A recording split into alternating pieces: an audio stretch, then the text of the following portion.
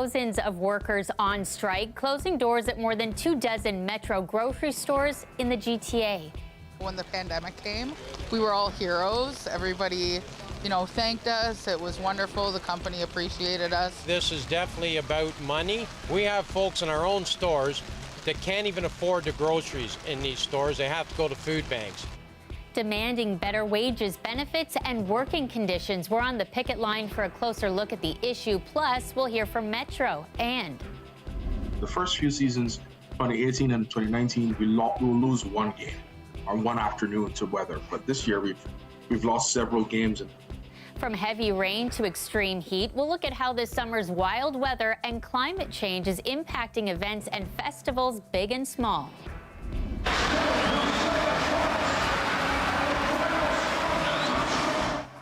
An Ontario swimmer makes a big splash on the world stage, earning a silver medal and setting a new Canadian record. You're looking live at a Metro in Scarborough. If you tried going for your Saturday morning grocery run today in the GTA, you probably quickly realized doors were closed. Some 27 Metro stores are shut down as thousands of unionized workers are now on strike. Clara Pasica spent the day on the picket line where some workers say they're struggling to put their own groceries on the table. This is definitely about money. We have folks in our own stores that can't even afford the groceries in these stores. They have to go to food banks. From Toronto to Brantford to Brampton, workers at 27 Metro stores across the GTA are on the picket lines today. They rejected a tentative deal that workers and the union say just didn't represent wages high enough to get by. 70% of them earn less than $20 an hour. So our members, 3,700 of them, the largest strike in Unifor's history, are fighting back to get a share of the profits that they help these companies earn. This worker attended college for baking, but can't get full-time work. I just want to work like full-time, like over 40 hours to be survived. But still, the wage is not fair enough here. She makes less than $17 an hour compared to the average full-time worker making more than $22 an hour. When the pandemic came, we were all heroes. Everybody, thanked us. It was wonderful. The company appreciated us. And it went right down to zeros very quickly when they took that $2 pandemic pay away from us. There was a time in this industry where people came here, right, and worked here and were able to buy homes, put their kids through school, university. We can't do any of that stuff anymore. While workers say they're disappointed in the offer, Metro representatives say they're the ones disappointed that workers didn't accept the deal. We're very disappointed that our unionized employees in the 27 Metro stores across the GTA have decided to go on strike.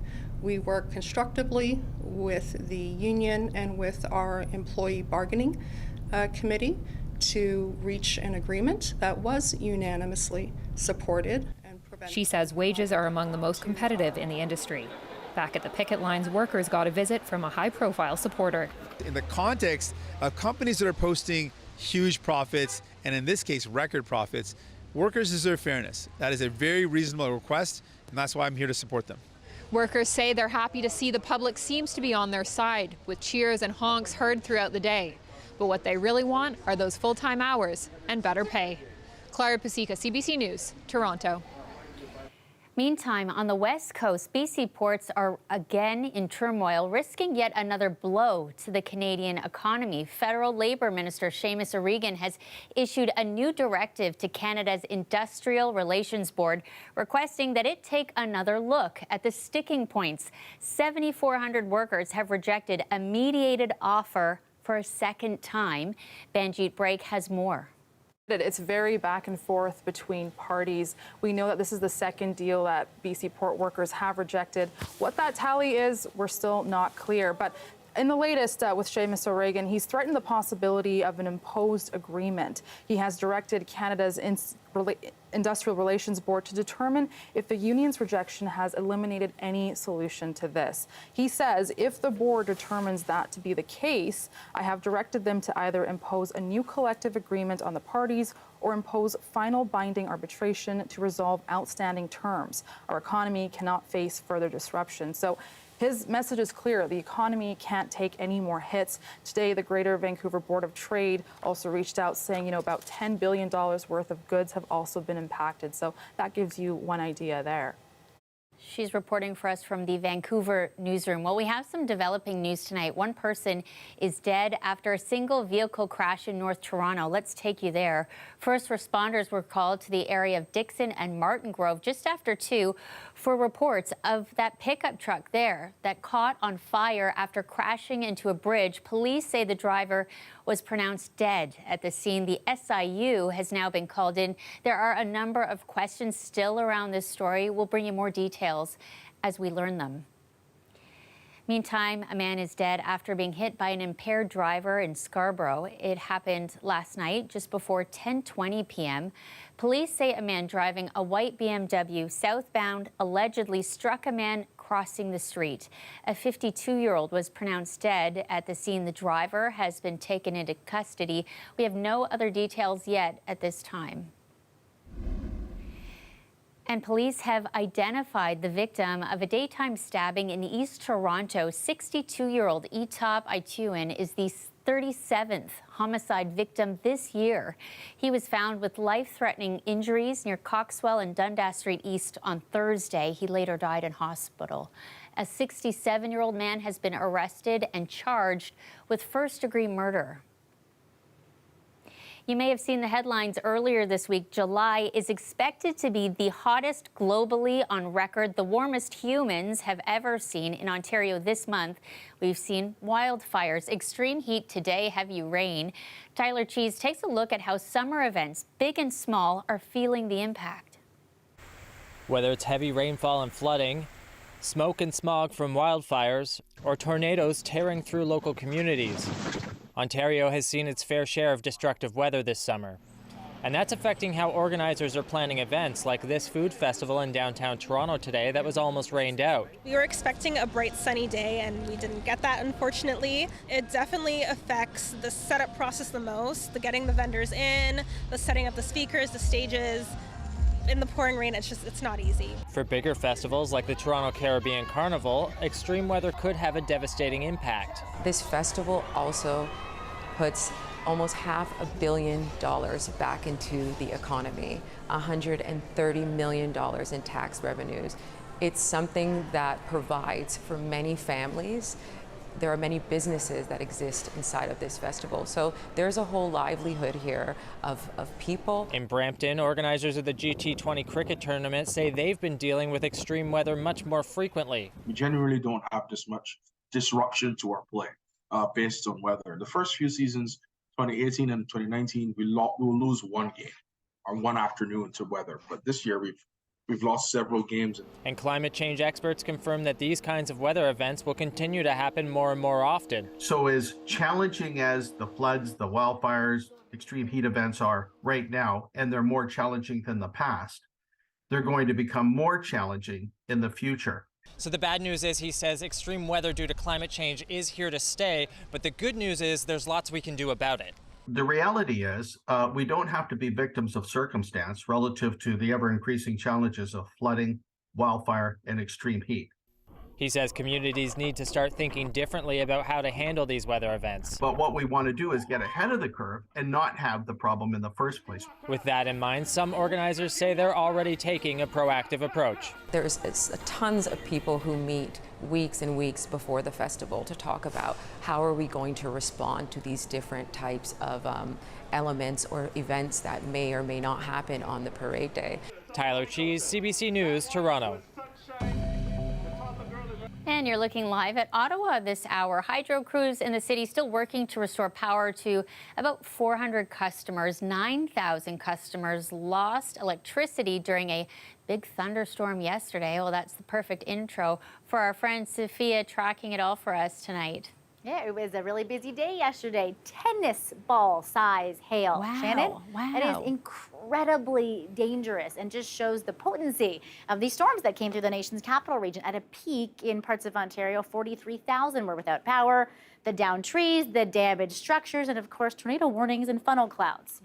Everything in the kitchen sink. And if you think it's been a really active month, I'm going to show you the proof in the pudding in a minute, but have a look at some of the pictures from the Ottawa Storms yesterday.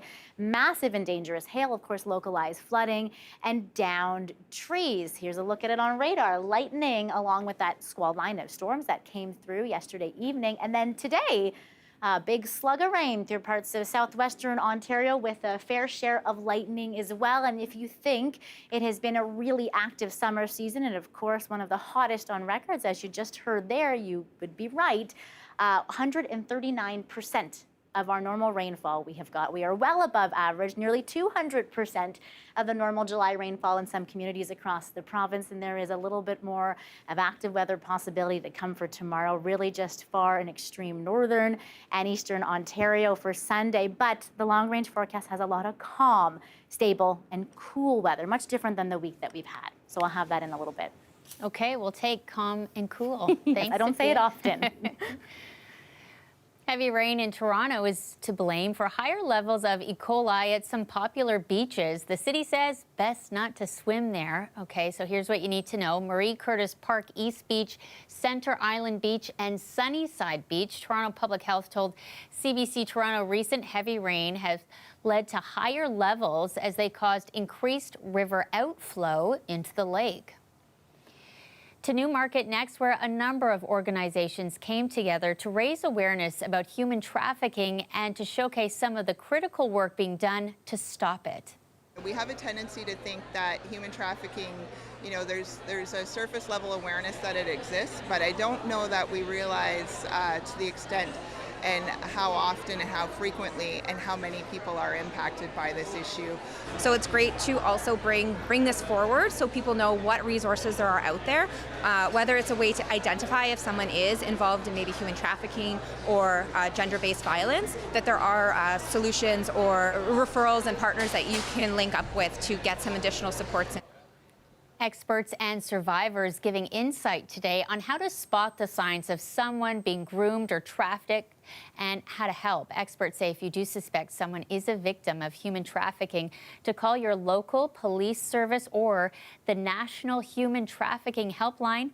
That's on your screen, 1-833-900-1010. Toronto City Council is pumping the brakes on a bid to study legalizing e-scooters. These objects are out for sale in many of the stores and retailers all around the province, so it's important not to ignore them. Whether you support them on the roads or not, there has to be some rules around it to make sure that there's order on our streets and that people are safe.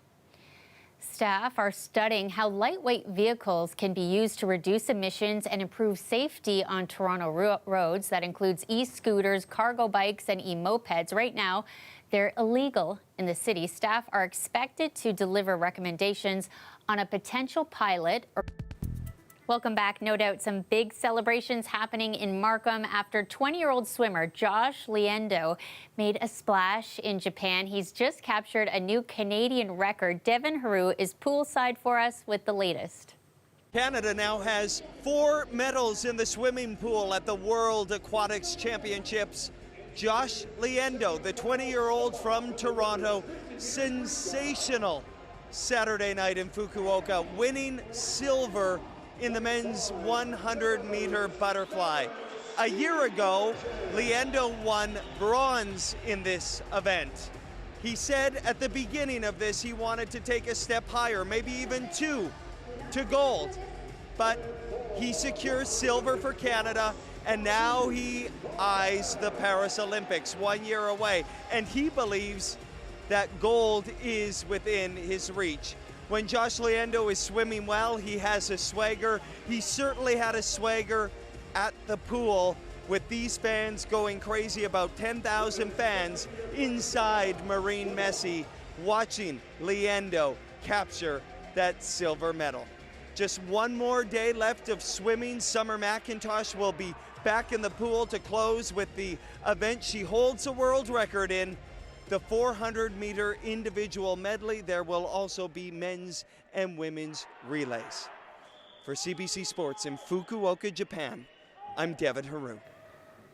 Lots of summer fans in the GTA too, for sure, will be cheering tomorrow. And soccer fans, you're gearing up as Team Canada gets ready for a crucial match against Australia at the FIFA Women's World Cup. The team takes on co-host Australia on Monday. Lindsay Duncombe is there.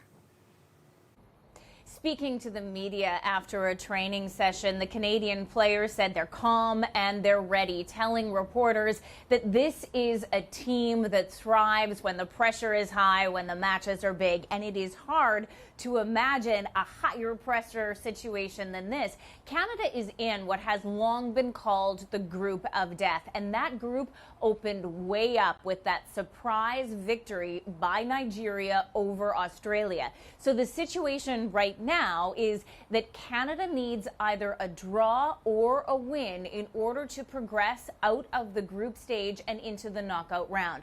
Here's what the players told us about the match. We're ready to go. We're excited. Yeah, we know this is a very important game, but I think this team always rises to the occasion with these big games. So yeah, we're just really excited and for that game to start. Yeah. Here we go into every game wanting to be victorious. It doesn't matter which opponent stands in front of us. We want to get those 3 points at the end of the day. And you can bet that the entire country of Australia is going to be hoping that Canada doesn't win. This is the host team, the Matildas, and they will have perhaps their star striker, Sam Kerr, back on the pitch. Now, Sam Kerr has not played in this tournament yet. That's because she's had a calf injury. And she said over the weekend that she will be available to play. Whether or not that means she will actually be part of the starting lineup will certainly be part of what all of Australia is talking about and what Canada is strategizing over. What Canada is not talking about, at least not to us, is any reaction over the deal with Canada Soccer that was recently announced, that there is an interim pay equity deal. Here's what Shalina Zadorsky said when I asked her about it. I'm staying focused on the game and the result. I think I've learned I can't spread my focus too thin, to be honest. As an athlete, I need to really focus on what puts me in the best position to be available for the team. So I don't really have a comment on that, but I just thank our leadership group for the work that they do. There is a sense, though, that fight between Canada Soccer and both the men's and women's national teams is not over, but the players do not want to talk about it until the fight on the pitch is complete, and they don't want that fight to be over with Australia. They want to carry on. Lindsay Duncombe, CBC News, Melbourne. Toronto is just the latest jurisdiction in Ontario to declare intimate partner violence an epidemic. Ottawa, Halton Region, and Peel have already done so. In Brampton, a nonprofit called Cupids Sting invited CBC Toronto inside a self-defense class that it offers for Black women. Maybe just like some shoving, and then it's going to escalate. For me, it's about being proactive. What we are trying to do at Cupids Sting is disrupt violence and get in front of it. Teach these life-saving skills that I hope that you never, ever have to use. Don't just use one hand, use both hands. I'm a criminologist, so I was like investigating these cases, really trying to figure out or try to get to the root causes of them. And what I was seeing about 5 years ago was that there was an escalation in the brutality of the cases. But use your leverage here, boom, that you should really see his head go back. So I really felt like I needed to do something as a woman and as a criminologist. One day, I put the call out on Eventbrite, come to my gym. I'm teaching a self-defense class, women only, and women came out in droves. Gouge their eyes out. One more. One of the main things that I really want to teach is situational awareness. So it's being aware of your environment, being aware of body language, whether that's from strangers or people that you know. So we talk about breathing, making your body big. We talk about using your voice. No! When we think of communities of women of color, the numbers are disproportionate, meaning that more of us, especially when you're looking at Black and brown women, are involved in these violence against women statistics. Everyone needs the self-defense, boys or girls, everyone. Then someone is choking you, you don't know how to move out. Now I learn. Get off me! The more women that come out, the more we create a community, more people talk about it, and then there's a greater awareness. Well, turning to a grandfather now who's embarking on a 2-month journey on his bicycle, all in support of his young grandson, who he says faces inconsistent treatment for a rare condition. I thought that was a good timing to do this trip, this journey, just for raise awareness and funds, because without funds, the research can be done. His journey from New Westminster, BC to his hometown in Montreal began on July 3rd. Today, he made a stop in Bowmanville. He's dedicating the trip to his 9-year-old grandson, Malik, who was just 4 months old when he was diagnosed with spinal muscular atrophy. The rare condition can severely damage nerves and make swallowing and breathing a challenge. He hopes to raise $20,000.